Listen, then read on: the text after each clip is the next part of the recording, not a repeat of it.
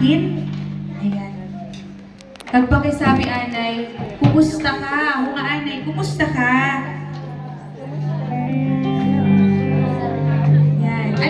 Anong tugon? Kumusta daw siya? Maayo?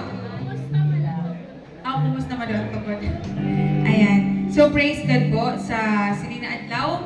Bagamat naranasan natin sini na mga nakaligad na adlaw ang malaing na panahon, pero sa gihapon maayos si Lord. Tama? Maayos. Sabihin sa katangin kung maayos si Lord. Damo-damo pong rason para pasalamatan tan Ginoo sini nakaadlawon. No? Salamat sa Lord kay adi kita may kusog. Itanong katangin mo kung may kusog man gani na. May kinaon. No, may kusog, praise God. So sige po sa amo po dito time as a servant ni Lord, no, si David, no, nagahatag siya papuri kay Lord. Sabi ni sa 1, O Yahweh, ikay aking minamahal. Ikaw ang aking kalakasan, si Yahweh ang aking batong tanggulan. Ang aking tagapagligtas, ang aking tagapagligtas, Diyos at kanlungan, tagapag-ingat ko at aking sanggalang. Praise God po sa word ganat ni Lord. Si Lord ngayon ito naghatag sa kusog sa aton.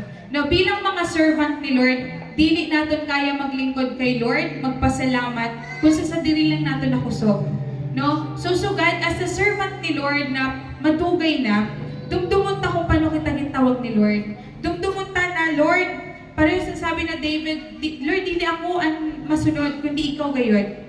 No? Ito'y puso na handa magpakumbaba bilang lingkod sa Diyos. Handa maghatag sa papuri sa iya. No? So sige po mga kapatid, sugad na kadlawon i-worship na po si Lord. Hallelujah. Jesus Christ.